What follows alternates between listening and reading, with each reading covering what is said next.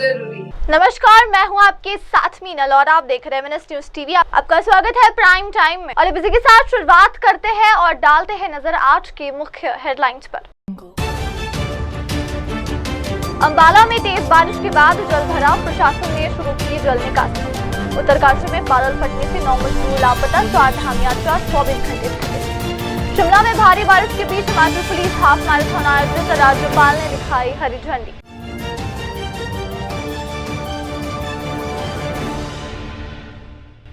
आप देख रहे हैं MNS न्यूज, सच जरूरी। और अब खबरें विस्तार के साथ।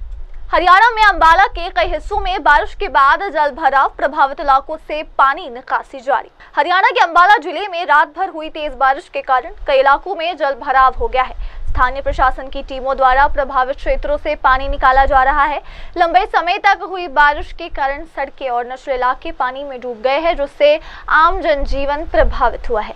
नगर निगम और संबंधित विभागों ने पंपों की मदद से जल निकासी का कार्य शुरू कर दिया।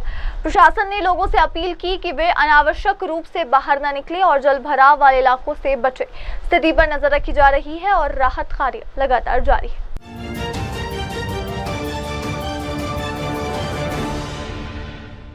और अब अगली खबर। उत्तराखंड में बारकोट भूस्खलन में बादल फटने से 9 लोग लापता, 4 धाम यात्रा 24 घंटे के लिए स्थगित। उत्तराखंड के उत्तरकाशी जिले में बारकोट क्षेत्र के सिलाई बैंड इलाके में रविवार सुबह एक बड़ा हादसा हुआ। सुबह करीब 6 बजे बादल फटने के कारण मलबा गिरने से एक निर्माणाधीन होटल की चपेट में आकर 9 मजदूर लापता हो गए। घटना की जानकारी मिलते ही राहत और बचाव कार्य शुरू कर दिए गए हैं। गढ़वाल कमिश्नर विनय शंकर पांडे ने जानकारी दी कि होटल में कुल 19-20 मजदूर काम कर रहे थे, जिनमें से 10 लोग सुरक्षित हैं। बाकी 9 लोगों की तलाश के लिए NDRF, SDRF और स्थानीय प्रशासन की टीमें मौके पर राहत कार्य में जुटी हुई है। आज मॉर्निंग में करीब 6 बजे के आसपास ये सूचना प्राप्त हुई कि पालीगढ़ यमुनोत्री मार्ग पर सिलाई बैंड है, वहाँ पर एक होटल का निर्माण कार्य चल रहा था और वहाँ उस निर्माण कार्य करने के लिए जो मज़दूरों का एक ग्रुप था, करीब 19-20 लोग थे, ये वहाँ पर काम कर रहे थे। जाहिर है कि रात का समय रहा होगा ये, तो उसमें 9 लोगों के क्लाउड बस्ट होने के बाद ऊपर से काफ़ी बड़ा मलबा आया और उसमें 9 मज़दूर भी मिसिंग हैं, जिनकी खोज के लिए हमारे NDRF, SDRF, लोकल पुलिस वहाँ पर लगातार कार्य कर रही हैं। 10 मज़दूर बिल्कुल सेफ थे, वो सुरक्षित हैं और डिस्ट्रिक्ट मजिस्ट्रेट से मैंने पूरी घटना की जानकारी ले ली है। माननीय मुख्यमंत्री जी भी इस घटना पर काफ़ी उन्होंने शोक प्रकट किया है और ये निर्देश हम सभी को दिए हैं कि जो लोग भी इसमें लापता हैं उनकी तुरंत खोज की जाए। और चूँकि ये ऐसी घटना हुई है और आपको पता है कि 24 घंटे का एक रेड अलर्ट भी जारी हुआ है पूरे उत्तराखंड में बारिश को लेकर, इसको ध्यान में रखते हुए ये भी निर्णय लिया गया है कि अगले 24 घंटे तक हमारी 4 धाम यात्रा को भी स्थगित कर दिया गया है। इसमें मुख्य रूप से हम लोगों ने जो यात्री हरिद्वार में हैं उनको निर्देश दिए गए हैं कि हरिद्वार में रुकें। जो हरिद्वार से आगे ऋषिकेश तक पहुंच गए हैं उनको ऋषिकेश में रुकने के निर्देश हैं। जो उसके आगे निकल गए हैं उन्हें श्रीनगर में, और क्रमशः इसी प्रकार से रुद्रप्रयाग और सोनप्रयाग तक में सभी को निर्देशित कर दिया गया है। बद्रीनाथ धाम में जो यात्री रुद्रप्रयाग से डाइवर्ट होकर बद्रीनाथ के रूट पर चले गए हैं, जोशी मठ के बाद और गोपेश्वर जहां हमारे होल्डिंग पॉइंट्स, उसके आगे उनको नहीं जाने दिया जाएगा। ठीक इसी प्रकार से यमुनोत्री गंगोत्री में विकासनगर और हमारा बड़कोट और लास्ट में उत्तरकाशी के बाद किसी भी यात्री को आगे यात्रा की अनुमति नहीं होगी। जिन यात्रियों की हमारा पूरा सिस्टम ऑनलाइन सिस्टम रहा है, तो जो हमारे रजिस्ट्रेशन हुए थे, साथ ही में जो स्पॉट रजिस्ट्रेशन हुए थे, वो आधार लिंक्ड हैं और मोबाइल नंबर सबके हैं, तो उनको बल्क में मैसेजेस भी भेज दिए गए हैं। हर इंडिविजुअल को ये सूचना दे दी गई है कि अगले 24 घंटे तक यात्रा स्थगित है और कल मॉर्निंग में जैसे भी हालात होंगे और जो भी प्रशासन की तरफ से निर्देश दिए जाएंगे उसका अक्षरशः पालन करें और अभी तो सुरक्षित स्थानों पर रहें। संबंधित जिले के DMs को भी बता दिया गया है कि जो लोग होल्डिंग पॉइंट्स हैं वहां रहने और खाने की पूर्ण व्यवस्था कर ली जाए।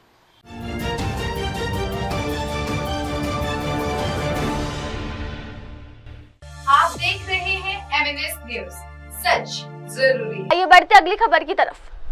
हिमाचल प्रदेश राज्यपाल शिव प्रताप शुक्ला ने शिमला से 12वीं हिमाचल पुलिस हाफ मैराथन को दिखाई हरी झंडी। बारिश के बावजूद सभी वर्गों के लोगों ने लिया हिस्सा। हिमाचल प्रदेश के राज्यपाल शिव प्रताप शुक्ला ने रविवार को शिमला से 12वीं हिमाचल पुलिस हाफ मैराथन को हरी झंडी दिखाकर रवाना किया। तेज बारिश के बावजूद इस मैराथन में युवाओं के साथ साथ बुजुर्गों, बच्चों, महिलाओं और दिव्यांगजनों ने भी उत्साहपूर्वक भाग लिया। राज्यपाल शिव प्रताप शुक्ला ने कहा कि इस मैराथन में न केवल युवा बल्कि बुजुर्ग, बच्चे, महिलाएं और दिव्यांगजन भी शामिल हुए हैं। ये केवल एक दौड़ नहीं बल्कि नशे के खिलाफ जन आंदोलन है। पुलिस के साथ मिलकर लोग इस मुहिम का हिस्सा बने रहे हैं। ये उत्साह हिमाचल प्रदेश से नशे की बुराई को पूरी तरह समाप्त कर देगा।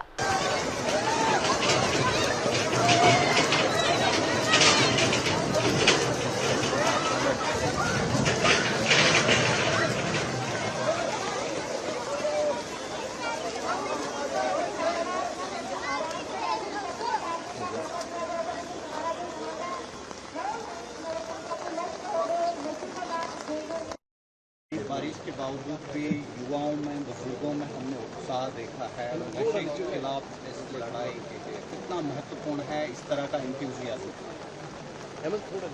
देखिए, युवा, बुजुर्ग, महिलाएं और बच्चे ये तो ठीक है, दिव्यांग भी आकर के आज इस कार्यक्रम में अपने को सम्मिलित किए हैं। प्रकृति अपना काम कर रही है और हिमाचल के लोग पुलिस के साथ नशा मुक्त करने के लिए यह दौड़ लगा रहे हैं। हाफ मैराथन का जो है, मुझे लगता है कि यह उत्साह निश्चित रूप से हिमाचल प्रदेश से नशा को पूरी तौर पर खत्म करेगा। इसके लिए मैं हिमाचल वासियों को, पुलिस के लोगों को, प्रशासन को अपने साधुवाद देता हूं, शुभकामना देता हूं। और मैं जानता हूं कि यह उत्साह समय ले सकता है लेकिन हिमाचल को नशा मुक्त करके ही रहेगा।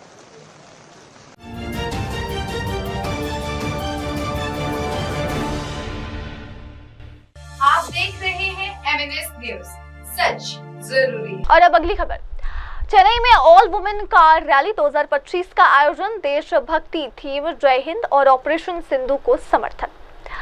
2025 की ऑल वुमेन कार रैली का आयोजन रविवार को चेन्नई में बड़े जोश और उत्साह के साथ किया गया। इस वर्ष की रैली की थीम थी जय हिंद, जो देशभक्ति की भावना को समर्पित थी और ऑपरेशन सिंधु को समर्थन देने के उद्देश्य से आयोजित की गई। रैली में विभिन्न आयु वर्गों की महिलाओं ने भाग लिया और भारतीय सेना के साहस व सेवा को सलाम करते हुए अपनी एकजुटता दिखाई। आयोजन का उद्देश्य महिलाओं के सशक्तिकरण के साथ साथ राष्ट्रभक्ति को बढ़ावा देना और ऑपरेशन सिंधु के अंतर्गत सुरक्षा बलों को समर्थन देना था।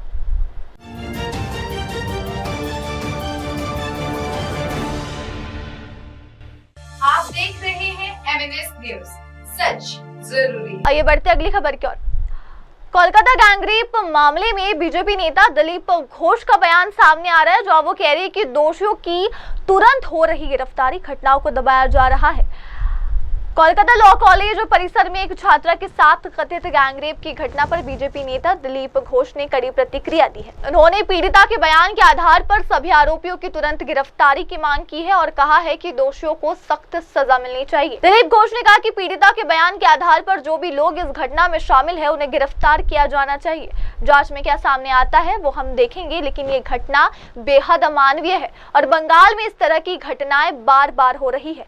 किसी तरह इन मामलों को दबाने की कोशिश की जाती है। निरापत्ता रक्षी के हेल्प चाहने पर नहीं मिला है हेल्प, ये विक्टिम बोल रहा है। गिरफ्तार निरापत्ता रक्षी नहीं, उस समय वहाँ उपस्थित जितने भी लोग थे जिनका भी नाम आ रहा है और विक्टिम की जो बयान है उसके आधार पर सब लोगों को दोषी मान करके अरेस्ट करना चाहिए, सबको कटघरे में लाना चाहिए और बाकी इंक्वायरी में जो आएगा उसके बाद देखा जाएगा। मुकदमा इंसिडेंट में बड़े एविडेंस इंसिडेंट का वीडियो मिला, 5 सदस्यों का सीट कोलकाता पुलिस का 5 सदस्यों का टीम और एविडेंस इंसिडेंट का वीडियो मिला है।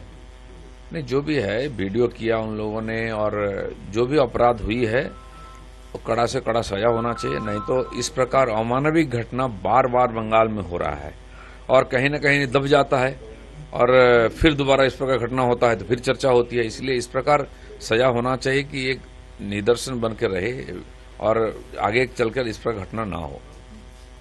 स्टूडेंट अगर वहाँ पे ना जाते तो ये घटना नहीं घटती। मदन मित्र बोल रहा है। यूनिवर्सिटी में कॉलेज में स्टूडेंट नहीं जाएंगे?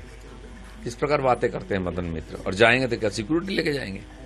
एक यूनिवर्सिटी एक कॉलेज में अगर इतना सिक्योरिटी नहीं रहेगा, एक मेडिकल कॉलेज में इतनी सिक्योरिटी नहीं रहेगी कि महिला कार्यकर्ता महिला स्टूडेंट या तो डॉक्टर वहां जाके सुरक्षित रहे, तो फिर किस दुनिया में हम जी रहे हैं? सरकार की क्या काम है? उस लड़की का ऊपर घटना हो गया और उसी को दोषी साबित कर रहे हैं। वो आपका संगठन के ही कार्यकर्ता थी और संगठन के ही नेता उसका ऊपर बलात्कार किया है, तो फिर किसको भरोसा करे, किसको विश्वास करे? कैसा संगठन चलाते हैं आप लोग? अपराधी लोगों का संगठन हो गया क्या टीएमसी? बीजेपी के विक्षोभ से सुकांत मजूमदार के अरेस्ट किया गया। आज तक विक्षोभ चल रहा है लाल बाजार। देखिए, पूरा बंगाल में इसका विरोध बीजेपी कर रही है। कल भी हुआ है और आज भी होगा और आगे तक भी ये विरोध चलेगा, क्योंकि इस अमानवीय घटना का विरोध सबको करना चाहिए। विरोधी दल के नाते हम करेंगे, हमारे अध्यक्ष ने भी नेतृत्व दिया इस विरोध का और पुलिस ने अरेस्ट करके पूरा रात भर उनको जेल में रखा है। जेपी नड्डा के निर्देश 4 सदस्यों का फैक्ट फाइंडिंग टीम कल इंसिडेंट में तो होना चाहिए। केंद्र सरकार ने हर बार इस पर नजर रखा है और कोई घटना होता तो वहां का टीम आता है, रिपोर्ट भी करते हैं। लेकिन यहाँ की सरकार के हाथ में लॉ एंड ऑर्डर है और बार बार इस प्रकार अमानवीय घटना हो रही है। यहाँ की सरकार की कोई इनिशिएटिव दिखता नहीं, बल्कि ये लोग अपराधी को बचाव करने के लिए सारा काम करते हैं। तो इसलिए विरोध होना चाहिए जरूरी कि सरकार मजबूर हो जाए दोषियों को सजा देने के लिए। इंसिडेंट के लिए अभी तक ममता बनर्जी का कोई बयान अभी तक नहीं मिला। ममता बनर्जी बयान नहीं देंगे। अगर ये लड़की मुसलमान होती तो बयान आ जाता, क्योंकि कालीगंज में हमने देखा है जब वो लड़की की ऊपर बमबारी हुई तो तुरंत उनकी बयान आई थी, क्योंकि उनकी पार्टी के अंदर उनके कार्यकर्ता ने इस प्रकार किया, उनका नेता।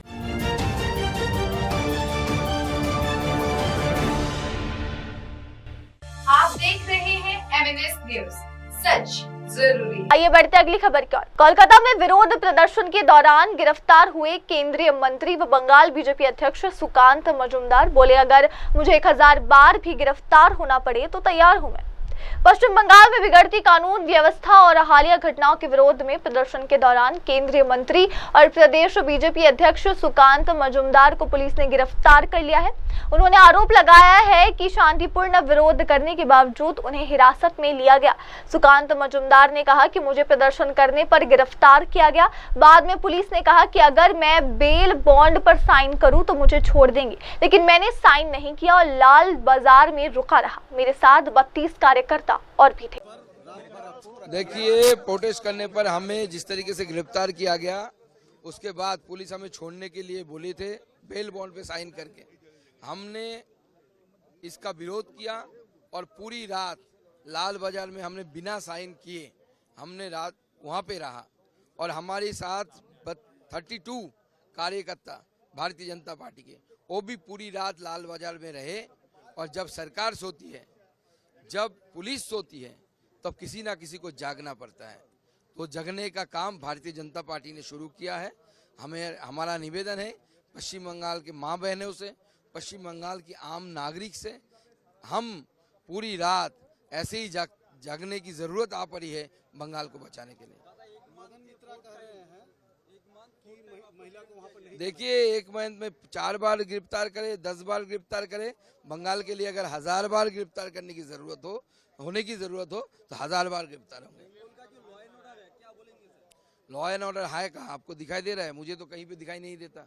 दूरबीन से भी देखता हूँ तो दिखता नहीं, कभी मैग्नीफाइंग ग्लास से भी देखता हूँ तो दिखता तो नहीं मुझे लगता है वो नवान्नों के किसी चेम्बर में किसी तिजोरी में बंद होकर रह गया है। मदन मित्र कह रहे हैं वहाँ पे महिला को नहीं जाना चाहिए। मदन मित्र तय कर देंगे क्या कि कहाँ किसी को जाना चाहिए, कहाँ किसी को नहीं जाना चाहिए। ये आदमी, ये ऐसे जो आदमी मानसिकता के आदमी हैं, वो तो 1000 साल पहले इनको जन्म लेना चाहिए था। गलत समय पे आ गए टाइम मशीन से, फिर से टाइम मशीन ढूंढ के उनको वहाँ पे भेजना पड़ेगा।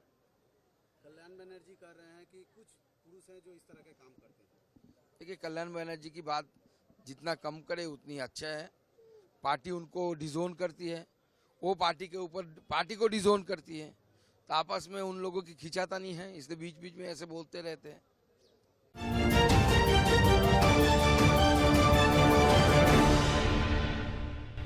आप देख रहे हैं MNS न्यूज, सच जरूरी। आइए देखते हैं अगली खबर। अमरनाथ यात्रा में रामबान की सीएमओ कमलजीत झाड़ू का बयान, यात्रियों की स्वास्थ्य सुरक्षा हमारी प्राथमिकता। इस बार होंगे 17 मेडिकल कैंप और मोबाइल चिकित्सा दल रामबन। अमरनाथ यात्रा 2025 के मद्देनजर रामबान जिले के मुख्य चिकित्सा अधिकारी कमलजीत झाड़ू ने कहा कि इस बार यात्रा मार्ग पर 17 मेडिकल कैंप स्थापित किए जा रहे हैं ताकि यात्रियों को स्वास्थ्य संबंधी कोई भी परेशानी न हो।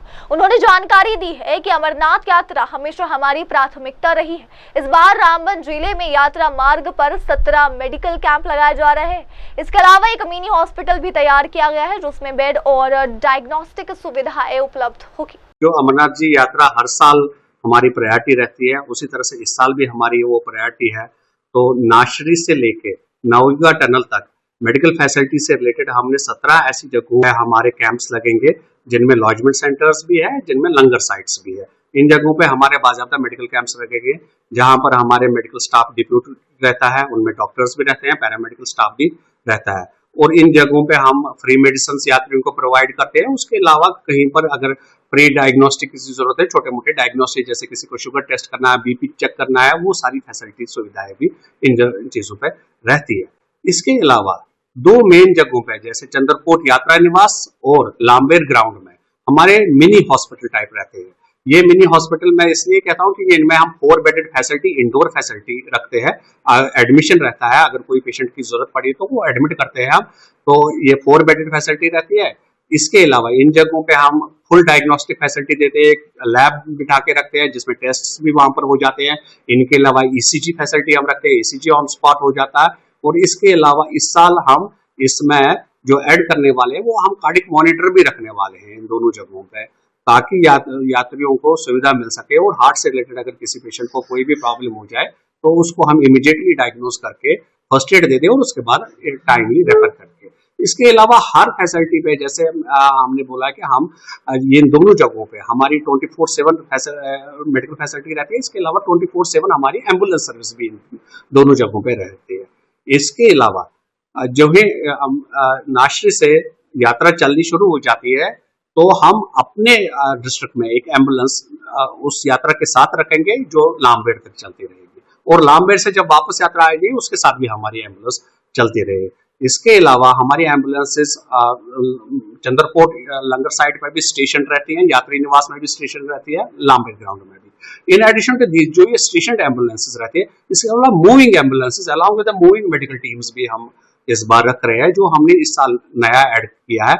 उसको हमने नेशनल हाईवे को 4 जोन्स में डिवाइड किया हुआ है। नाशरी से रामबन तक, रामबन प्रॉपर के आसपास का, आप तो रामसू से फिर आगे जाके जमलवास तक, जमलवास से फिर आगे जाके लामबेड़ तक, बानाल के आसपास का एरिया। इन जगहों पे हमारी ambulances along with mobile teams movement पे रहेगी, जो मूव करती रहेगी 24 घंटे। अगर कोई अनटूवर्ड इंसिडेंट हो जाता है तो उसको इमीडिएट रिस्पॉन्स के लिए। इसके अलावा हमने बैकअप का भी प्लान रखा है एम्बुलेंसेस का। अगर कहीं पर, उसमें भी हमने इसको 4 जोन्स में डिवाइड किया हुआ है। अगर कहीं पर कोई अनटूवर्ड इंसिडेंट हो जाता है तो नियरेस्ट हेल्थ सेंटर जो है वहां से एम्बुलेंसेस रश हो जाएगी। और एट टाइम हमने उसका एक रिएक्शन टाइम रखा है कि 10 मिनट के आसपास से हमारी किसी भी इन 4 जोन्स में 7 से 8 एम्बुलेंसेस इमीडिएटली 10 मिनट में पहुंच जाएगी। जी बिल्कुल, क्योंकि हमारा हमेशा रहता है एडमिनिस्ट्रेशन के साथ ही मिलकर काम करने का। एडमिनिस्ट्रेशन के साथ, एडमिनिस्ट्रेशन के गाइडेंस में ही हेल्थ फैसिलिटी भी सारी चलती है। होपफुली जैसे पिछले साल भी अच्छा ही रहा था, तो हम होप करें कि इस साल भी हमारा अमरनाथ यात्रा अच्छे से निकल जाए।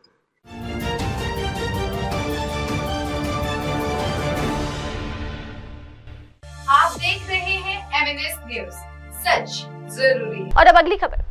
बिहार में जंगल राज की वापसी नहीं चाहते लोग, केंद्रीय मंत्री चिराग पासवान का आरजेडी पर तीखा हमला। केंद्रीय मंत्री और लोक जनशक्ति पार्टी के प्रमुख चिराग पासवान ने राष्ट्रीय जनता दल और लालू प्रसाद यादव के परिवार पर तीखा हमला करते हुए कहा कि बिहार की जनता फिर से 1990 के दशक वाला जंगल राज नहीं देखना चाहती। चिराग पासवान ने कहा कि मुझे नहीं लगता कि बिहार की जनता आरजेडी को वोट देकर फिर से 90 के दशक का जंगल राज वापस लाना चाहेगी। पूरे बिहार को अब भी याद है वे अत्याचार जो लालू यादव के परिवार के शासनकाल में जनता को झेलने पड़े थे। उनके घोषित करने से वो बन जाएंगे मुख्यमंत्री?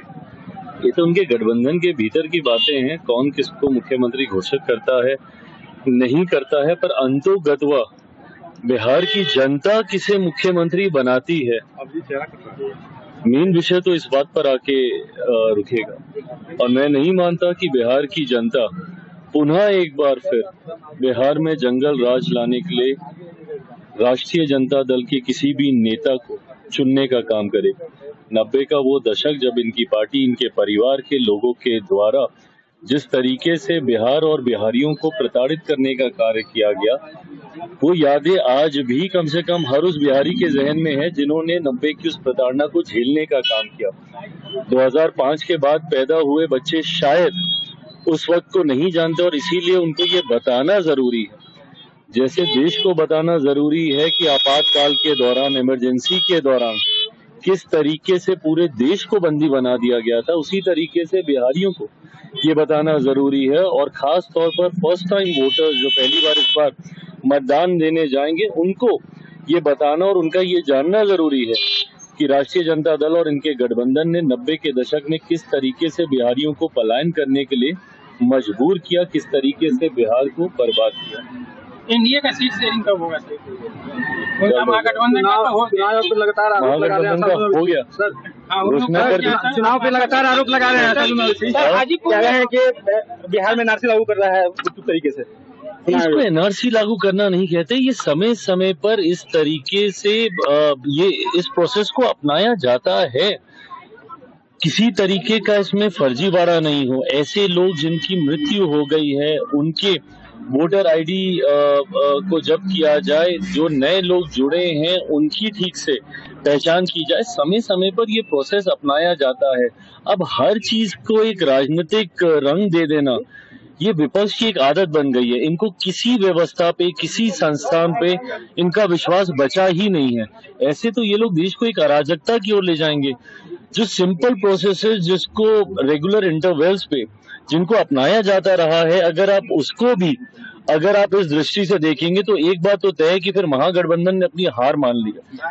अब हार के बहाने ढूंढने का कार्य इनके नेता, इनके दल के द्वारा किया जा रहा है। राहुल गांधी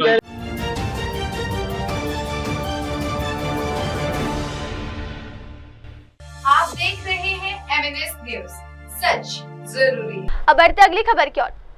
गुजरात मुख्यमंत्री भूपेंद्र पटेल ने भुज में कन्या केलवानी महोत्सव और स्कूल प्रवेश उत्सव 2025 में लिया भाग। गुजरात के मुख्यमंत्री भूपेंद्र पटेल ने मंगलवार को भुज में आयोजित कन्या केलवानी महोत्सव और स्कूल प्रवेश उत्सव 2025 कार्यक्रम में भाग लिया। इस अवसर पर उन्होंने प्राथमिक शिक्षा और बालिकाओं की पढ़ाई को बढ़ावा देने की सरकार की प्रतिबद्धता दोहराई। कार्यक्रम के दौरान मुख्यमंत्री ने नवप्रवेशी बच्चों को स्कूल किट, किताबें और यूनिफॉर्म वितरित किए और अभिभावकों से बच्चों को नियमित रूप से स्कूल भेजने की अपील की।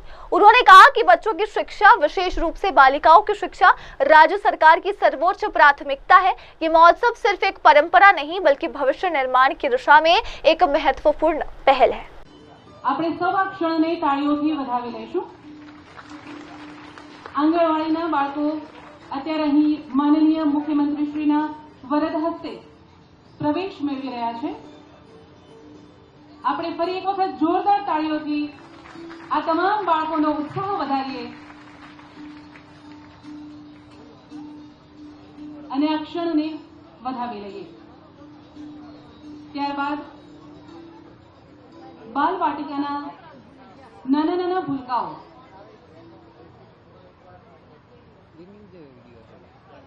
आंगणवाड़ीना बाळकोनो प्रवेश कराव्या बाद हवे बाल वाटिकाना नाना नाना भूलकाओ अत्यारे અહીં મંચ પર ઉપસ્થિત થશે અને માનનીય મુખ્યમંત્રીશ્રીના વરદ હસ્તે તે શાળા પ્રવેશોત્સવની આ જે શૈક્ષણિક કીટ છે તે સ્વીકાર કરશે। માનવ મનસુખ કાઠી, કુમતબા ઝાલુબા જાડેજા, हार्दिक सिंह रायतजी सोढ़ा, प्रिया भूरा मारवाड़ा, रंजन केशा मारवाड़ा आ तमाम बाळको बाल वाटिकाना नाना नाना भूलकाओ छे के जेओ आजे शाळामां प्रवेश करी रह्या छे।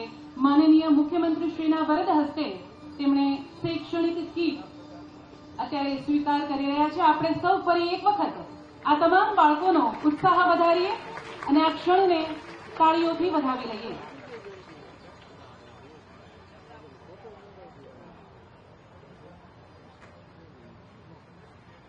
ત્યારબાદ ધોરણ 1 ની અંદર જ્યારે કોરી પાટીની અંદર તેઓ લખવાનું જ્યારે શરૂ કરવાના છે ત્યારે એવા ધોરણ 1 ના વિદ્યાર્થીઓ સાક્ષીબા ચનુભા સોઢા અને શક્તિસિંહ બહાદુરસિંહ સોઢા અત્યારે અહીં મંચ પર ઉપસ્થિત થઈ રહ્યા છે અને આ બંને બાળકો ધોરણ 1 માં પ્રવેશ મેળવવાના છે ત્યારે માનનીય મુખ્યમંત્રી શ્રીના વરદ હસ્તે તેમને આ શૈક્ષણિક કીટ આપી અને તેમનો પ્રવેશ થઈ રહ્યો છે।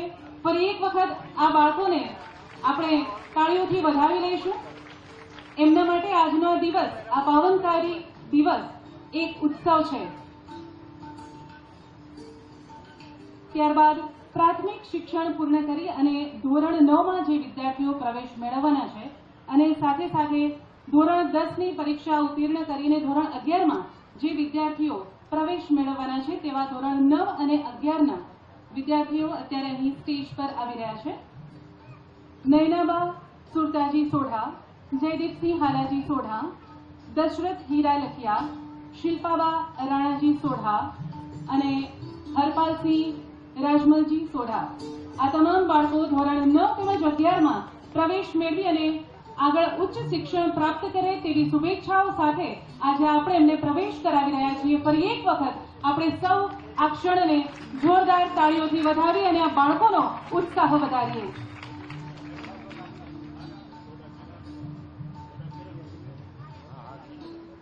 નિયમિત રીતે અભ્યાસ કરતા બાળકોના પ્રવેશ બાદ હવે એવા બાળકોને એવી દીકરીઓને પ્રવેશ કરાવીએ કે કોઈ પણ કારણોસર તેઓએ વિદ્યાભ્યાસ વચ્ચે જ ક્યાંક છૂટી ગયો હતો। આવી દીકરીઓને પુનઃ પ્રવેશ કરાવવા માટે હું વિનંતી કરીશ માનનીય મુખ્યમંત્રીશ્રીને કે આ તમામ દીકરીઓને શાળામાં પુનઃ પ્રવેશ કરાવશે। અજબાઈ ગંગુ લખિયા, ગીતાબેન કાના લખિયા, રમીલાબાઈ પુરા ફફલ, બેલાબાઈ વીરાબાઈ ફફલ તેમજ તેજબાઈ ગોમદા ફફલ અત્યારે આપણી વચ્ચે અહીં સ્ટેજ પર ઉપસ્થિત છે। માનનીય કલેક્ટર શ્રીના સઘન પ્રયાસથી અને માર્ગદર્શન હેઠળ ટીમ એજ્યુકેશન કચ્છ અને વિવિધ એનજીઓ દ્વારા સમગ્ર કચ્છમાંથી 400 થી પણ વધારે દીકરીઓને પુનઃ પ્રવેશ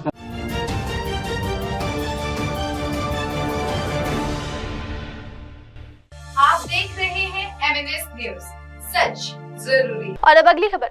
पंजाब में कानून व्यवस्था बिगड़ी, बीजेपी ने आप और कांग्रेस पर लगाया हमला, बोले राज्यों में अपराध का आगाज जनता की नहीं सरकार की फिक्र। राष्ट्रीय जनतांत्रिक पार्टी के राष्ट्रीय महासचिव तरुण चुग ने पंजाब में पिछले 8.5 वर्षों से सत्ता में रहने वाली आम आदमी पार्टी और कांग्रेस सरकारों की जमकर आलोचना की है। उन्होंने कहा कि इन सरकारों की नीतियों के कारण राज्य अपराध की आग में जल रहा है। तरुण चुग ने कहा कि आप और कांग्रेस पिछले 8.5 सालों से पंजाब में शासन कर रही है, लेकिन राज्य को अपराध की आग में धकेल दिया गया है। आपका शासन सिर्फ सुर्खियां पाने के लिए है, जनता के हित के लिए नहीं। भाजपा नशों के सौदागर, नशा बेचने वालों, उनके खिलाफ डटकर खड़ी है। कोई सौदागर बख्शा नहीं जाना चाहिए, लेकिन नक्शों के नाम पर राजनीति भी नहीं होनी चाहिए।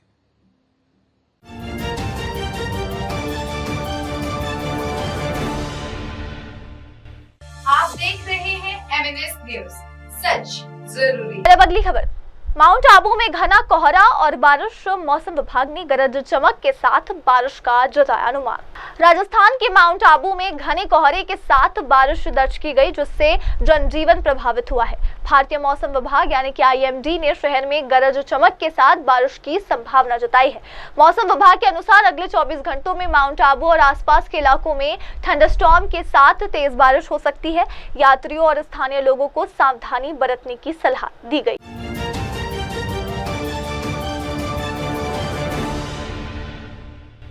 आप देख रहे हैं MNS न्यूज, सच जरूरी। और अब बढ़ते अगली खबर की ओर। पूर्व मुख्यमंत्री अशोक गहलोत ने भजनलाल शर्मा से कहा ऐतिहासिक परियोजनाओं का उद्घाटन स्वयं करे, लंबित सभी प्रोजेक्ट जल्द पूरा करे। राजस्थान के पूर्व मुख्यमंत्री और कांग्रेस के वरिष्ठ नेता अशोक गहलोत ने हाल ही में कई महत्वपूर्ण परियोजनाओं का निरीक्षण किया और इन्हें ऐतिहासिक बताते हुए मुख्यमंत्री भजन लाल शर्मा से इन परियोजनाओं का उद्घाटन स्वयं करने का आग्रह किया। अशोक गहलोत ने कहा कि मैंने ये परियोजनाएं देखी है, ये वास्तव में ऐतिहासिक परियोजना है। मैं चाहूंगा कि मुख्यमंत्री भजन लाल शर्मा यहाँ आए और इन परियोजनाओं का उद्घाटन करें। बात सुनो, प्रोजेक्ट देखे मैंने, सब ऐतिहासिक है। मैं चाहूंगा मुख्यमंत्री भजन लाल खुद आए, उनके उद्घाटन कर रहे। इतने शानदार प्रोजेक्ट है, लाइब्रेरी का है, यहाँ पर सुमित लाइब्रेरी का, या जो यहाँ पर फिजिकल कॉलेज में बन रही इंस्टीट्यूट बन रही स्पोर्ट्स की, वो है, या जो मंडोर डिस्ट्रिक्ट हॉस्पिटल बना दिया हमने, उसकी बिल्डिंग है। ऐसी बिल्डिंग 2-3 बनी है यहाँ पर, प्रताप नगर में भी और दिगाड़ी के अंदर, ठीक है। ऐसे प्रोजेक्ट जो पूरे हो चुके हैं करीब करीब, या थोड़ा बहुत अड़चन आ रही है, उनको पूरा करवा के अगर मुख्यमंत्री खुद आके उद्घाटन करेंगे तो उनको खुद को सुकून मिलेगा। इतना मैं कह सकता, इतनी शानदार बिल्डिंग बनी है, इतनी शानदार काम हुआ है, अब बिल्डिंग बन गई है। अब उन्हें लाइब्रेरी में किताबें तो सरकार देगी, तो पहले की किताबें हैं 90,000 या जो समथिंग है, तो उसके अलावा भी कोई जरूरत होगी तो वो देंगे। तो कहने का मतलब सरकार को चाहिए फिनिशिंग टच करना, खाली उनको कुछ नहीं करना। फिजिकल कॉलेज का मैंने देखा जाकर के, ये राजस्थान में पहली इंस्टीट्यूट बन गई है, लगभग मैंने 100 करोड़ रुपए दिए थे, शानदार बन गई है। अब उसके बाद में 1-2 करोड़ रुपए हैं और लगने हैं, वो मांग रहे हैं स्पोर्ट इंस्टीट्यूट वाले, जो मिस्टर रानावत है, कि मेरे पास पैसा है, खाली खर्च करने की परमिशन चाहिए मुझे। वो परमिशन नहीं मिल रही उनको, तो 2 करोड़ 2.5 करोड़ के काम बच गए हैं 100 करोड़ में, पैसा उनके पास है, अब परमिशन दे नहीं रहे हो। ये जो इस प्रकार के अपने पिन फिक्स कर रखे हैं, अटका रखे हैं, ये सरकार के हित में भी नहीं है। सरकार बदनाम होगी पूरी तरह से कि 100 करोड़ लग गए हैं, इंस्टीट्यूट शुरू नहीं हो रही है, तो कोचेज आएंगे, 1000 स्पोर्ट्स मैन वहाँ पे उसमें भाग लेंगे, 250-500 का वहाँ बन गया हॉस्टल, शानदार। अभी जो जनरल स्थिति आप देखोगे हॉस्टलों को, तो हमें मतलब संकोच होगा, शर्म आएगी कि बच्चे कैसे रह रहे हैं। पहले था नहीं बिल्डिंग, अब हमने नहीं बना दी हॉस्टल, 500 बच्चों का हॉस्टल बन गया, लड़कियों का, लड़कियों का। अब सरकार को चाहिए, काम कौन करेगा? तो मैंने देखा है, बहुत ही जाकर खुद ने देखा है, सरकार को, मुख्यमंत्री को चाहिए इस पे ध्यान दे। सरकार का पैसा खर्च हुआ, मेरा पैसा था नहीं कोई व्यक्तिगत। फिनटेक इंस्टीट्यूट बन रही है, पहले यूनिवर्सिटी बना रहे थे हम लोग, पता नहीं वो क्या करेंगे। शानदार बिल्डिंग बनी, 500 करोड़ लगे होंगे वहां पर, वो पड़ी रही, क्या कैसे काम चलेगा? मेडिकल यूनिवर्सिटी मारवाड़ की, इत्यादि काम हुआ है, देख के हमें काम चल भी रहा वहां पे, और गति दे काम को, बढ़ाए काम को, तब जाके उनका फायदा मिलेगा। कहने का मतलब है कि इतने शानदार प्रोजेक्ट जो हमारे वक्त में आए थे, लगभग पूरे हो चुके हैं, और 1.5 साल में जो गति धीमी कर दी, उस कारण से अभी तक वो पूरे हुए नहीं। और आज स्थिति ये बन गई कि अगर ये 2-4 महीने में काम पूरे करके मुख्यमंत्री खुद पधारे जोधपुर के अंदर, जोधपुरवासियों को अच्छा लगेगा, ये मुख्यमंत्री खुद आके उनका उद्घाटन कर रहे हैं, उनको खुद को सुकून मिलेगा, उनको प्रेरणा मिलेगी कि जोधपुर में जो काम हुए हैं मेरे काम में राजस्थान में और जगह करवाऊं। तो ये जो 5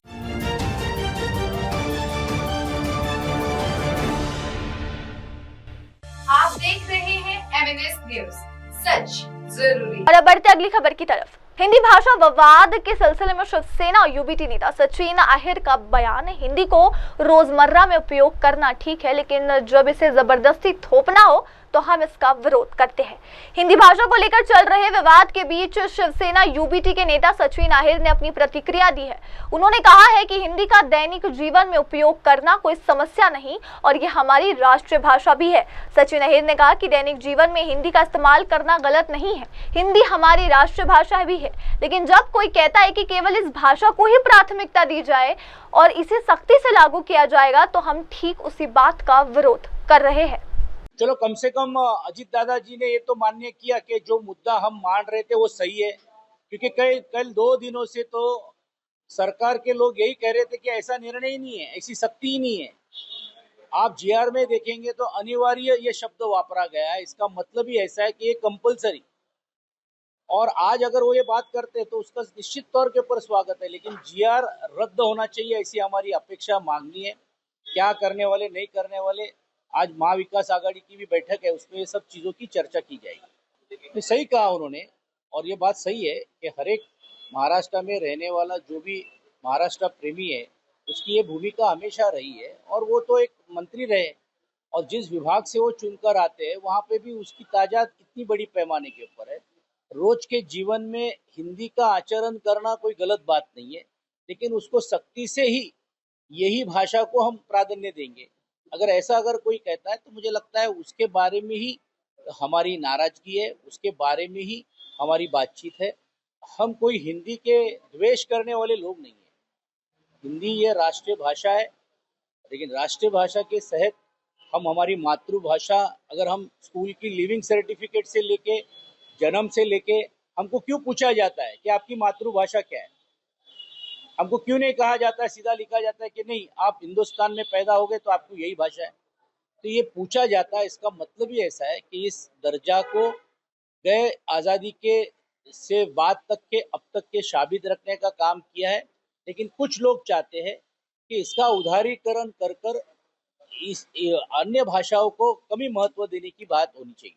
देखिए, आज महाविकास आघाड़ी की बैठक है, हम गिरणी कामगारों का शिष्टमंडल लेकर हम लोग आए। 9 जुलाई को हमारा भव्य मोर्चा है, और इसके बारे में महाविकास आघाड़ी के जो सब नेता अभी बैठे ही नहीं है और माननीय विरोधी पक्ष नेता उसके बारे में बात करेंगे।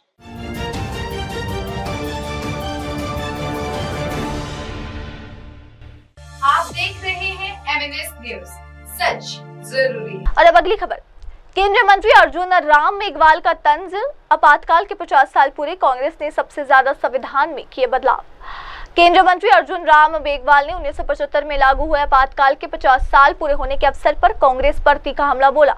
उन्होंने कहा कि इस दौरान संविधान को किस तरह से बदला, मोड़ा और उसका उल्लंघन किया गया, इस बार बार बताया जा चुका है कि अर्जुन राम मेघवाल ने कहा कि जब 1975 में आपातकाल लगाया गया था तब से अब 50 साल हो चुके हैं। हमने कई बार बताया है कि उस समय संविधान को कैसे बदला और तोड़ा गया। अब कांग्रेस के पास कोई तर्क बचा नहीं है। वे संविधान का सम्मान करने का दावा करते हैं, लेकिन सच ये है कि उन्होंने सबसे ज्यादा संविधान संशोधन किए हैं। इमरजेंसी जब लगी 1975 में, उसके 50 साल पूरे हुए, तो बार बार जो हमारी तरफ से कहा गया कि किस तरह से संविधान को इन्होंने बदला, किस तरह से संविधान को तोड़ा और मरोड़ा। अब उनके पास कोई मुद्दा नहीं है। संविधान का अपमान वो करते हैं, संविधान का संशोधन सबसे ज़्यादा वो करते हैं। उनका तो एक कांग्रेस का अधिवेशन है, उत्तरी राज्यों में है एक जगह अधिवेशन इंदिरा जी के समय, जिस समय एक प्रस्ताव पास होता है कि अगर सुप्रीम कोर्ट, हाई कोर्ट अगर सरकार का कहना नहीं मानती हो तो पूरा ही संविधान बदल डालो, पूरा ही बदल डालो। ये कांग्रेस हमें पाठ पढ़ा रही है। जो संविधान का सम्मान नरेंद्र मोदी जी करते हैं अपने जीवन काल में, कैसे आप देख सकते हैं कि जब वो मुख्यमंत्री थे तब तो वो प्रधानमंत्री भी नहीं थे। संविधान को लागू हुए 60 साल में, तो गुजरात में एक उन्होंने संविधान शोभा यात्रा निकाली, हाथी पे संविधान को रखा, खुद पैदल पैदल चले। उसके बाद जब प्रधानमंत्री बने इस देश के 2014 में, तो सबसे पहले जब संसद आए तो संसद को झुक करके नमन किया। 2019 में संविधान को नमन किया शपथ लेने से पहले।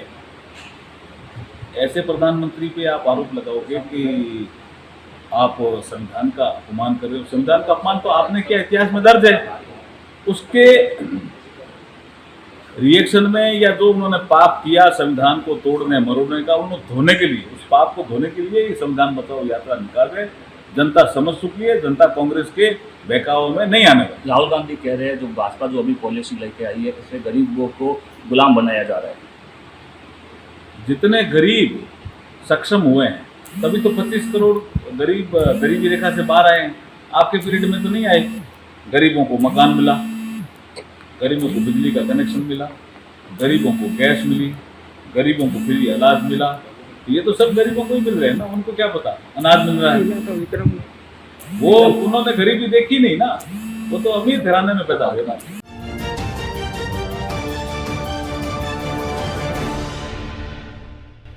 आप देख रहे हैं MNS न्यूज, सच जरूरी। अब अगली खबर। पूर्व मुख्यमंत्री अशोक गहलोत ने भजनलाल शर्मा से किया आग्रह कि उत्कृष्ट परियोजनाओं का उद्घाटन व्यक्तिगत रूप से करें।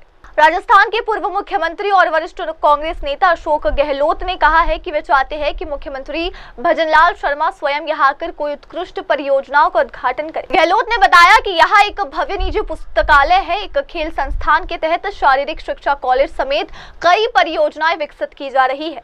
मैं चाहूंगा कि मुख्यमंत्री भजनलाल शर्मा इन परियोजनाओं का उद्घाटन व्यक्तिगत रूप से करें। मैं चाहूंगा मुख्यमंत्री भजनलाल खुद आए, उनके उद्घाटन कर। इतने शानदार प्रोजेक्ट है, लाइब्रेरी का है यहाँ पर, समझ लाइब्रेरी का, या जो यहाँ पर फिजिकल कॉलेज में बन रही इंस्टीट्यूट बन रही स्पोर्ट्स की, वो है, या जो मंडोर की बना दिया हमने, उसकी बिल्डिंग है। ऐसी बिल्डिंग 2-3 बनी है यहाँ पर, प्रताप नगर में भी और लिगाड़ी के अंदर। ठीक है, ऐसे प्रोजेक्ट जो पूरे हो चुके हैं करीब करीब, या थोड़ा बहुत अड़चन आ रही है, उनको पूरा करवा के अगर मुख्यमंत्री खुद आके उद्घाटन करेंगे तो उनको खुद को सुकून मिलेगा। इतनी शानदार बिल्डिंग बनी है, इतनी शानदार काम हुआ है, अब बिल्डिंग बन गई है। अब उन्हें लाइब्रेरी में किताबें तो सरकार देगी, तो पहले की किताबें हैं 90,000 या जो समथिंग है, तो उसके अलावा भी कोई जरूरत होगी तो वो देंगी। तो कहने का मतलब सरकार को चाहिए फिनिशिंग टच करना, खाली उनको कुछ नहीं करना। फिजिकल कॉलेज का मैंने देखा जाकर के, ये राजस्थान में पहली इंस्टीट्यूट बन गई है, लगभग मैंने 100 करोड़ रुपए दिए थे, शानदार बन गई है। अब उसके बाद में 1-2 करोड़ रुपए हैं और लगने हैं। वो मांग रहे हैं स्पोर्ट इंस्टीट्यूट वाले, जो मिस्टर रानावत है, कि मेरे पास पैसा है, खाली खर्च करने की परमिशन चाहिए मुझे। वो परमिशन नहीं मिल रही उनको, तो 2 करोड़ 2.5 करोड़ के काम बच गए हैं 100 करोड़ में, पैसा उनके पास है, आप परमिशन दे नहीं रहे हो। ये जो इस प्रकार के अपने पिन फिक्स कर रखे हैं, अटका रखे हैं, ये सरकार के हित में भी नहीं है। सरकार बदनाम होगी पूरी तरह से। 100 करोड़ लग गए हैं, इंस्टीट्यूट शुरू नहीं हो रही है, तो कोचेज आएंगे, 1000 स्पोर्ट्स मैन वहाँ पे उसमें भाग लेंगे, 500 का वहाँ बन गया हॉस्टल शानदार। अभी जो जनरल स्थिति आप देखोगे हॉस्टलों को, तो हमें मतलब संकोच होगा, शर्म आएगी कि बच्चे कैसे डर रहे। पहले था नहीं बिल्डिंग, अब हमने नहीं बना दी हॉस्टल, 500 बच्चों का हॉस्टल बन गया, लड़कों का लड़कियों का। अब सरकार को चाहिए, काम कौन करेगा?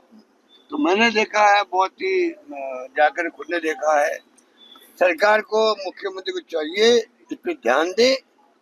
सरकार का पैसा खर्च हुआ, मेरा पैसा था नहीं कोई व्यक्तिगत। फिनटेक इंस्टीट्यूट बन रही है, पहले यूनिवर्सिटी बना रहे थे हम लोग, पता नहीं वो क्या करेंगे। शानदार बिल्डिंग बनी, 500 करोड़ लगे होंगे वहां पर।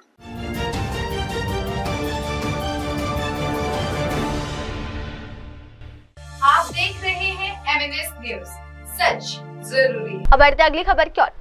बिहार में मतदाता सत्यापन पर आरजेडी नेता चंद्रशेखर का बयान, घृणा और सांप्रदायिकता की राजनीति अब नहीं चलती, तेजस्वी यादव की लोकप्रियता बढ़ रही। बिहार में चुनाव आयोग द्वारा मतदाता सत्यापन प्रक्रिया को लेकर राष्ट्रीय जनता दल के नेता चंद्रशेखर ने केंद्र और विपक्षी दलों पर निशाना साधा है। उन्होंने कहा है कि शुरू में 1 जून तक सत्यापन पूरा करने की बात थी, लेकिन अचानक गहराई से पुनः सत्यापन की आवश्यकता महसूस की गई।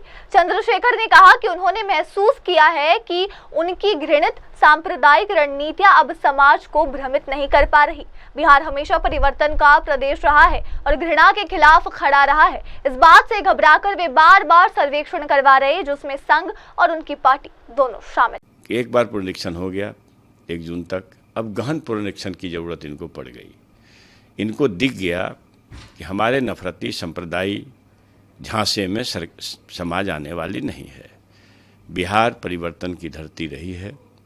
बिहार किसी भी नफरतवाद के खिलाफ रहा है और इसके लिए जब इन लोगों ने देखा, इन लोग तो लगातार सर्वेक्षण करा रहे हैं, संघ भी सर्वेक्षण कराती है और पार्टी भी सर्वेक्षण कराती है, तो इनको लग गया कि एक 32 वर्ष का नौजवान, 32-34 वर्ष का नौजवान तेजस्वी प्रसाद यादव जो मूलभूत समस्याएं जो समाज के अंदर है, गरीबी दूर करने की, बेरोजगारी दूर करने की, महंगाई दूर करने की, एक प्रोग्राम लेकर के समाज के बीच गए हैं, तो उनके प्रति जो समाज में आकर्षण बढ़ा है, इन नफरतवादियों को लगा कि हमारा चुल हिल जाएगा, बिहार इस देश के परिवर्तन का आधार गढ़ेगा। और ऐसी परिस्थिति से घबरा करके इन्होंने गहन पुनरीक्षण अभियान के शुरू किया है मतदाताओं का, जिसमें समय लगना है। 2003 में हुआ था, 6 महीना से ज़्यादा लगे थे। 1 महीना में कैसे संभव है? हमारे जो मतदाता हैं, कम से कम बिहार के मतदाताओं के बारे में कह सकता हूं कि 25% अपने क्षेत्र से बाहर मजदूरी करने जाते हैं। 1 महीना में कब वो घर आएंगे, कब अपना वेरिफिकेशन करा पाएंगे, कब अपना डॉक्यूमेंटेशन करा पाएंगे? और जो ये लोग सूत्र निकाल रहे हैं कि ज़्यादा से ज़्यादा गरीब मतदाताओं को की छटनी की जाए, जो सरकार के खिलाफ एक मानस बना चुकी है, और उस हिसाब से ये बिहार के चुनाव को प्रभावित करने का, जैसे महाराष्ट्र में इन्होंने चोरी की, जैसे दिल्ली के चुनाव में इन्होंने मूल मतदाता को काट करके अलग से मतदाता जोड़े हैं। अब एक एक मकान में आप देखे हैं, आपका जो ये सर्वेक्षण हुआ है कि झुग्गी में 1300 के आसपास मतदाता जोड़े हैं ये लोग। तो ये लोग देश के संविधान के साथ खिलवाड़ कर रहे हैं, देश की अस्मिता के साथ खिलवाड़ कर रहे हैं, और आम आदमी के जो विचार में है उसके साथ कुठाराघात कर रहे हैं। मैं आपको इतनी बात कह रहा हूं कि एनआरसी के तरह का ये काम कर रहे हैं कि हम कैसे मूल जो हमारे मतदाता हैं, जो 85-90% मतदाता समाज जो प्रतिनिधित्व करता है, उन लोगों की छटनी कैसे की जाए। क्योंकि गरीब ज़्यादा बाहर मजदूरी करते हैं, गरीब ही ज़्यादा, तो गरीब कौन है आपको सबको पता है कि दलित, पिछड़े, आदिवासी, यही तो गरीब है ज़्यादा। मतलब आप समझ लीजिए कि 90% तो ये लोग गरीब हैं, 10% ऊंची बिरादरी के लोग भी गरीब हैं, नहीं है ऐसा नहीं है। लेकिन सवाल है कि इनको ज़्यादा प्रभावित करना है, गरीबों के आधार मत में से घबराहट है इनको। तो गरीबों के आधार मत से घबराहट है, तो ये तरह तरह के शगुफे चला रहे हैं। ये इसके लिए हमारी पार्टी खड़ी है और हमारा महागठबंधन खड़ी है। ज़रूरत पड़ेगा तो जैसा कि बयान आ रहा है नेताओं का कि लोग न्यायालय के शरण में जाएंगे, और फिर अगर गहन परीक्षण करनी है तो समय चाहिए पूरी तरह ना मतदाताओं को अपना। अब हमारी इच्छा है हम कहाँ रहें मतदाता, तो ये आनंद फानंद में करके एलिमिनेट करना मतदाताओं को, बहुत ज़्यादातर मतदाताओं को मतदाता सूची से निकाल देने की साजिश है, मैं ऐसा समझता हूँ।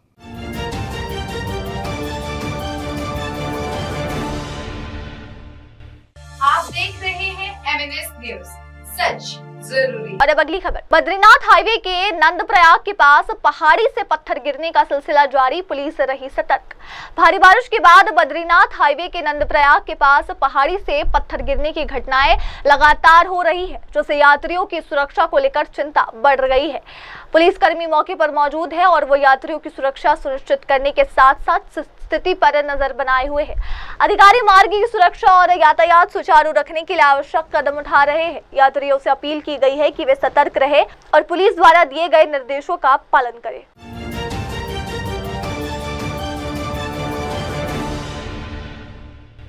आप देख रहे हैं MNS न्यूज, सच जरूरी।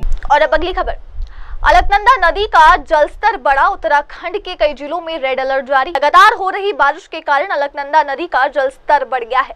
राज्य आपदा प्रबंधन विभाग ने उत्तराखंड के कई जिलों में रेड अलर्ट जारी कर सावधानी बरतने को कहा है। प्रशासन ने लोगों से नदी के किनारे नजदीक न जाने और सतर्क रहने की अपील की है। भारी बारिश और बढ़ते जलस्तर के कारण बाढ़ का खतरा बना हुआ है, जिसके मद्देनजर राहत एवं बचाव टीमें मुस्तैद है। अधिकारियों ने सभी जिलों में आपातकालीन इंतजाम कड़े कर दिए हैं और नागरिकों को आवश्यक सतर्कता बरतने का निर्देश दिया है।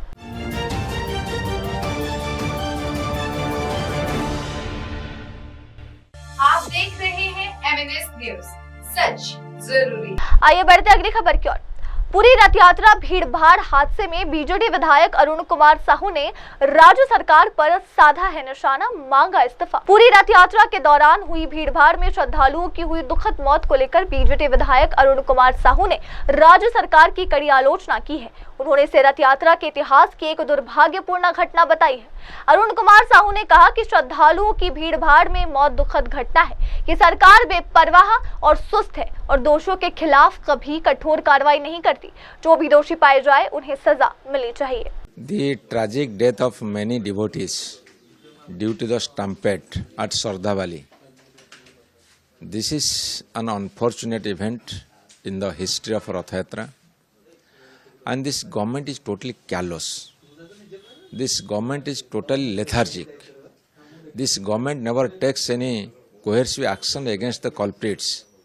Those who are responsible for all these misdeeds or mishappenings or this kind of unfortunate events, they are not taken into the task. That's why we demand, whosoever he may be, if he is found guilty, they should be taken into task and they should be given punishment. Unless the miscreants, I should use the word miscreants, those who are taking it lightly, Rath Yatra, and those who are talking high things like Odiya Asmita and doing nothing. And this government is a shameless government. Every day they are hiding something. Every day they are hiding many things. Why? Because this government has no sympathy or empathy for the devotees, and they don't know how to administer. They don't know how to conduct the Rath Yatra, and this is their fault. And this kind of faults never be tolerated by the people of Odisha. Yes, we demand the resignation of the entire government, top to bottom. You know, right now they are listening to the Mann Ki Baat. When these tragic incidents occurred in Puri at Sardhavali, and they are listening to the Mann Ki Baat at the time of calamities, what a man should do, he must be present at the site. He must face the situation. This government is not doing that. Rather, they are spending time just like monarchs, kings with feudal mentality. We oppose it, we condemn it.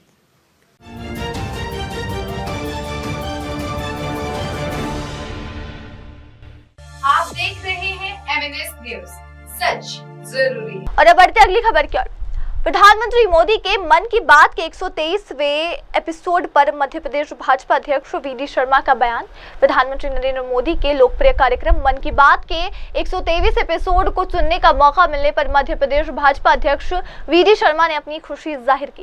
VD Sharma ने कहा कि मुझे प्रधानमंत्री मोदी के मन की बात कार्यक्रम को सुनने का अवसर मिला। इस कार्यक्रम में प्रधानमंत्री ने योग की वैश्विक स्वीकृति और आपातकाल के 50 वर्षों की पूरी जानकारी साझा की। प्रधानमंत्री नरेंद्र मोदी जी के मन की बात सुनने का मुझे अरेरा मंडल के बूथ क्रमांक 159 पर सुनने का मौका मिला है और इस मन की बात में हमारे बूथ के अध्यक्ष भाई धीरेन्द्र बोरकर जी, अरेरा मंडल के हमारे अध्यक्ष भाई अभिषेक जी और उपस्थित हमारे सभी बूथ के कार्यकर्ताओं के साथ मैंने मन की बात सुनी है। आज बहुत सौभाग्य है कि इस मन की बात के अंदर माननीय प्रधानमंत्री नरेंद्र मोदी जी ने जो 21 जून को अंतर्राष्ट्रीय योग दिवस के बारे में जो उल्लेख किया गया से 10 वर्ष पूर्व जो हमने सोचा था, आज भारत नहीं दुनिया के अंदर वो साकार रूप ले रहा है। दुनिया के कई देशों में, हर वर्ग में, हर क्षेत्र में आज योग निरोग का माध्यम बना है।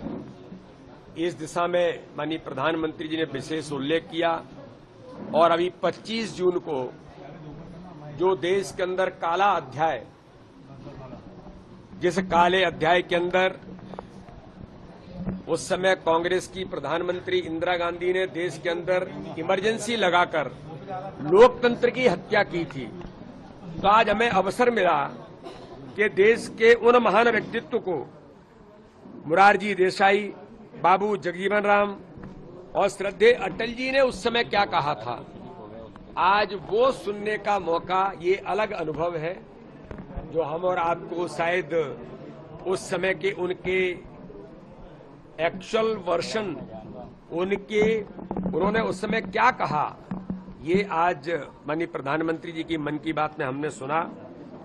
साथ में ही योगा के माध्यम से जो माननीय प्रधानमंत्री ने कहा कि किस प्रकार से बीमारियां आज देश के अंदर कम हुई हैं। जल जीवन मिशन का उल्लेख किया कि घर घर पानी जो पहुंचाए, तो आंख की बीमारी से लेकर के कई बीमारियों में आज देश के अंदर जो परिवर्तन आया है। माननीय प्रधानमंत्री ने कहा कि हमारा संकल्प था कि ट्रकोमा युक्त आंख की जो बीमारी है, हम भारत को मुक्त करेंगे। WHO से लेकर के ILO ने ये कहा कि भारत ट्रकोमा से आज पूर्णतः मुक्त हो गया है। लेकिन इसके पीछे के भाव देखिए कि माननीय प्रधानमंत्री ने कहा कि WHO ने कहा कि इसमें भूमिका किस बात की है कि भारत ने इस प्रकार की उत्पन्न होने वाली बीमारियों के मूल जड़ को पहचाना कि पानी, गंदा पानी पीने के कारण से जो होता था, जल जीवन मिशन में स्वच्छ पानी घर घर पहुंच रहा है। आज उसके कारण से भारत ऐसी कई बीमारियों से आज निजात पा रहा है और हमारे लोग इस दिशा में आगे बढ़ रहे हैं। आज हमें इस बात का सौभाग्य मिला कि माननीय प्रधानमंत्री जी ने शुमा उई के बालाघाट जिले की, अपने मध्य प्रदेश की कटंगी की बहन, जो उन्होंने मशरूम और पशुपालन के अंदर विशेष प्रयोग करके महिलाओं को आत्मनिर्भर बनाने का जो माननीय प्रधानमंत्री जी का संकल्प है, स्व सहायता समूह के माध्यम से ऐतिहासिक काम किया है। आज उसका उल्लेख आया। मध्य प्रदेश के लिए हमारे लिए गौरव है कि हमारी बहन सुमा उइके का आज उल्लेख भी हुआ और उन्होंने कहा क्या काम उन्होंने किया है। इसलिए ऐसे एक नहीं, कई प्रकार के कामों को लेकर के शुभांशु शुक्ला, जो भारत के पहले हमारे यात्री, उनसे उन्होंने जो बातचीत की उसका भी उल्लेख आया। खेलों के बारे में, बोडोलैंड के बारे में माननीय प्रधानमंत्री ने कहा कि बोडोलैंड अब फुटबॉल के लिए वहां का नौजवान किस प्रकार से खेल रहा है। तो ये सारी बातों का उल्लेख आज मन की बात के अंदर आया है। माननीय प्रधानमंत्री जी ने आज हम सब लोगों को एक नहीं कई महत्वपूर्ण बातों का उल्लेख किया है। इसलिए हम सब कार्यकर्ता, भारतीय जनता पार्टी की और समाज के लोग इन सारी बातों को, जो विशेष प्रयोग हैं समाज में अलग अलग प्रकार से लोग काम कर रहे हैं, उन सबका उल्लेख देश के सामने माननीय प्रधानमंत्री जी ने रखा है।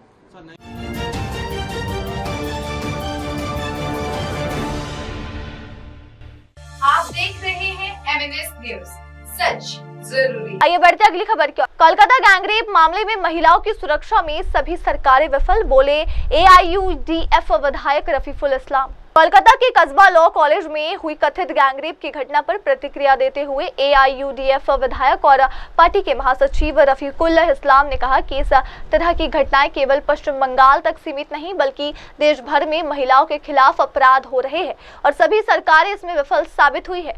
रफीकुल इस्लाम ने कहा कि ऐसी घटनाएं भारत के हर कोने में हो रही है, कोई भी राज्य इससे अछूता नहीं है।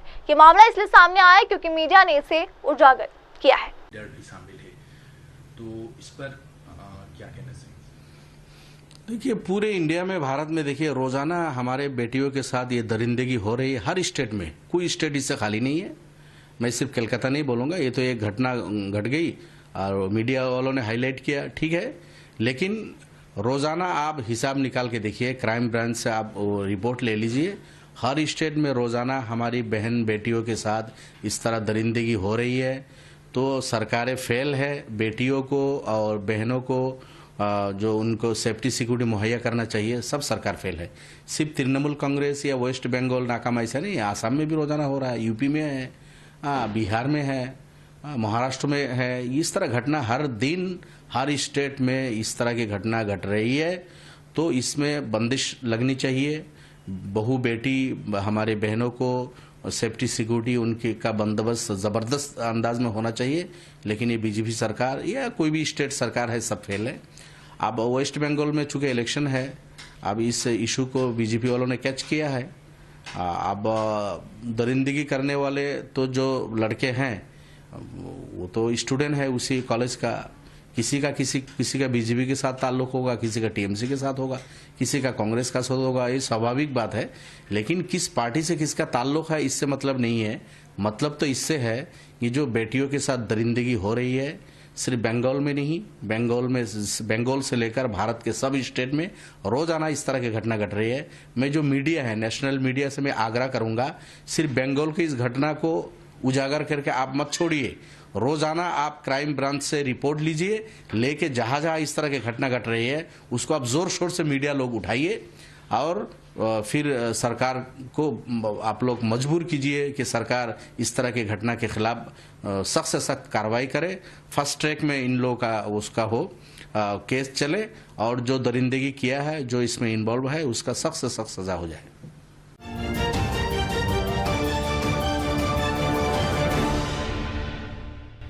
आप देख रहे हैं MNS न्यूज, सच जरूरी। और अब बढ़ते अगली खबर की ओर। मन की बात में पीएम मोदी ने उज्जवल भारत की झलक दिखाई। उधर पूर्व बीजेपी अध्यक्ष अरुण गुप्ता का बयान। प्रधानमंत्री नरेंद्र मोदी के मासिक रेडियो कार्यक्रम मन की बात के 123वें एपिसोड पर प्रतिक्रिया देते हुए भाजपा उधमपुर जिला अध्यक्ष अरुण गुप्ता ने कहा कि यह कार्यक्रम देश के करोड़ों लोगों के जीवन में सकारात्मक ऊर्जा भरता है।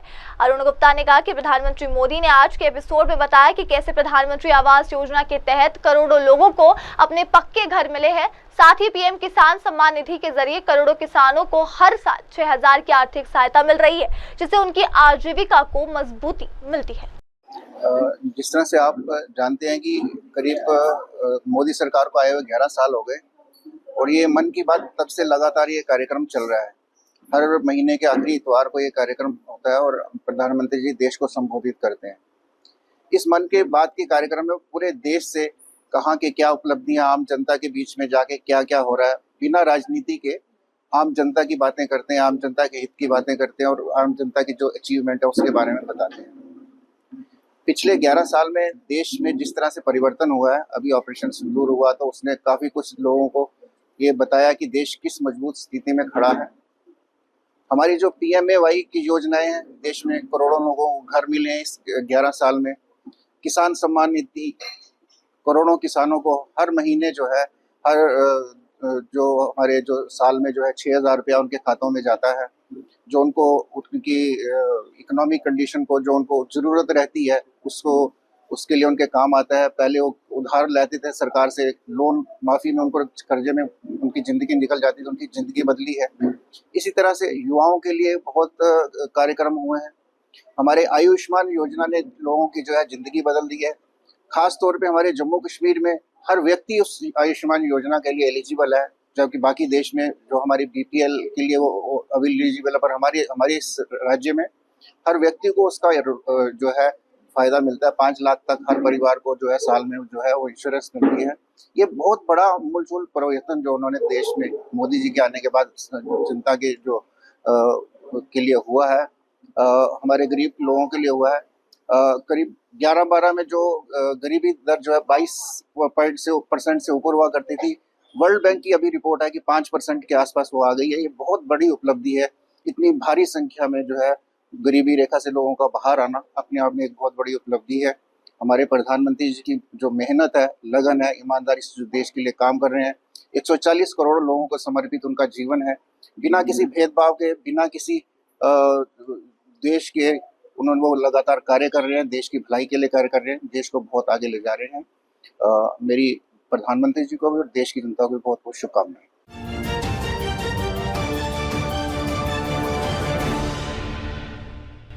आप देख रहे हैं MNS न्यूज, सच जरूरी। और अब अगली खबर। कोलकाता गैंगरेप मामले में NCW सदस्य अर्चना मजूमदार का आरोप, पुलिस हमें न तो पीड़िता से मिलने दे रही, न ही क्राइम सीन दिखा रही।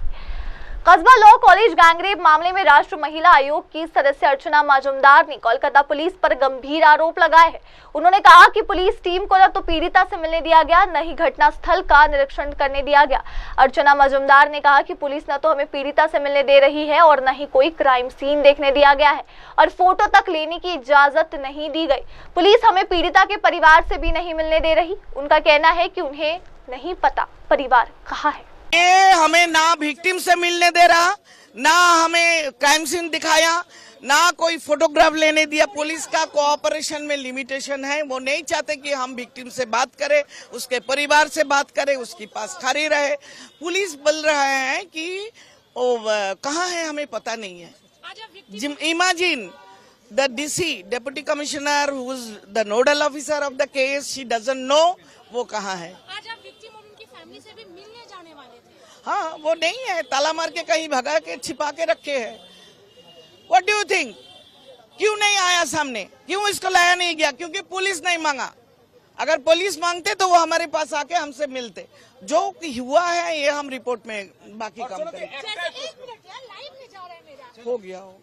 जैसे आप बोल रहे थे कि कोलकाता पुलिस ने कल से आज तक एक अच्छा काम किया, सारे प्रोसेस में काम किया, अचानक से लग रहा था पुलिस ने कल कमीशन के चिट्ठी मिलने के बाद फटाफट 164 करवा लिया। फटाफट उनका मेडिकल लीगल जो कंप्लीट नहीं था वो हुआ। उसके बाद उनका क्राइम सीन में लाके एग्जामिनेशन हुआ। सारे काम कर लिया एक के दिन में, और उसके बाद उनको पता नहीं है कि वो कहाँ है। so funny, even a small child will laugh at this. Victim की सुरक्षा को लेकर क्या बोलेंगे? करेंगे, हमारे जो काम है हम करेंगे।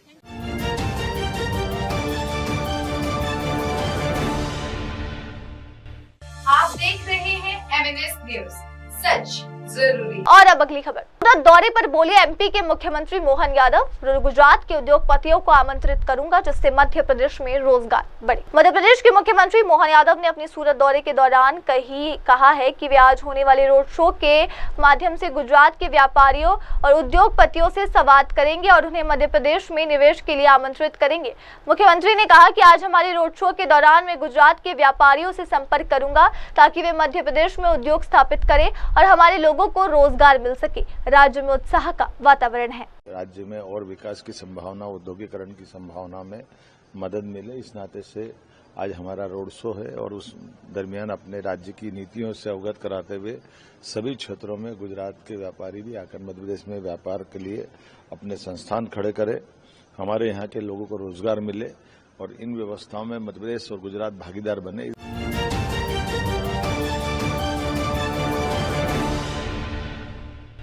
आप देख रहे हैं MNS न्यूज, सच जरूरी। आइए बढ़ते अगली खबर की ओर। तनोट बॉर्डर के पास युवक युवती के शव मिलने से सनसनी, पुलिस जांच में जुटी।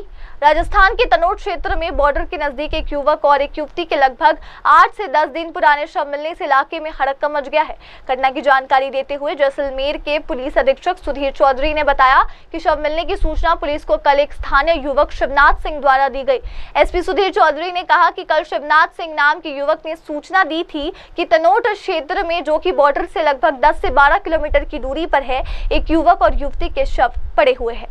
देखिए, कल शिवनाथ सिंह नाम के एक युवक ने, जो कि कार्य का रहने वाला है, उसने पुलिस को रिपोर्ट दी कि एक युवक और युवती की लाश पड़ी है जो लगभग 8 से 10 दिन पुरानी है। उस पर तनोट SHO पहुंचे और ये जो इलाका है ये बॉर्डर के लगभग 10 से 12 किलोमीटर की दूरी पर स्थित है। जो बॉडी है वो 8 से 10 दिन पुरानी थी। वहाँ पर मौके पे FSL को बुलाया गया, MOB को बुलाया गया। अभी हम कोर्ट से उसका पोस्टमार्टम करा रहे हैं। मर्ग दर्ज कर ली गई है। CO के द्वारा भी मौका मुआयना किया गया। BSF के अधिकारियों को भी हमने इन्फॉर्म कर दिया है और उनसे हम कोऑर्डिनेट करके पता लगा रहे हैं कि किस तरीके से वो लोग वहाँ पहुँचे।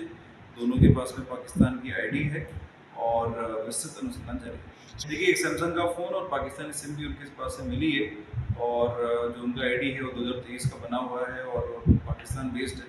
कैसे वो यहाँ पहुँचे इसके बारे में विस्तृत अनुसंधान जारी है। देखिए, सभी एजेंसीज के साथ कोऑर्डिनेट करके हम लोग कार्य कर रहे हैं क्योंकि बॉर्डर से जुड़ा हुआ मामला है। सभी एजेंसीज के कोऑपरेशन से ही इसमें आगे अनुसंधान किया जाएगा और जो विधि सम्मत प्रक्रिया है बॉडी के डिस्पोजल की, उसके अनुरूप हम कार्य करेंगे। लोकल जो यहाँ पे भील कम्युनिटी के बाकी जो लोग हैं उनसे भी हम संपर्क करके इनकी वेराबाउट्स पता करने का प्रयास करेंगे। देखिए, इस संदर्भ में ज़्यादा मैं कमेंट नहीं कर पाऊँगा। अभी ये प्रकरण जो है इन्वेस्टिगेट हम लोग कर रहे हैं और उसमें BSF की तरफ से पूरा कॉपरेशन में मिल रहा है। सभी एजेंसीज के साथ कोऑर्डिनेट करके हम लोग आगे पता लगाएंगे किस तरह से ये लोग उस जगह पहुँचे। हो सकता है कि वो इलीगल तरीके से इंडिया में पहुँच करके वहाँ पहुँचे या फिर ये भी पॉसिबिलिटी हो सकती है कि वो अंतर्राष्ट्रीय बॉर्डर क्रॉस करके वहाँ पहुँचे। दोनों पॉसिबिलिटी को नजर रखते हुए BSF के अधिकारियों से कोऑर्डिनेट करते हुए हम लोग और अब इसी के साथ लेंगे एक छोटा सा ब्रेक के बाद लौटेंगे और देखेंगे देश दुनिया की तमाम बड़ी खबरें। तब तक के लिए आप जुड़े रहे मेरी सहयोगी श्रद्धा के साथ और देखते रहिए MNS न्यूज टीवी। नमस्कार। हाय हेलो नमस्कार, मैं हूं पंकज विष्णु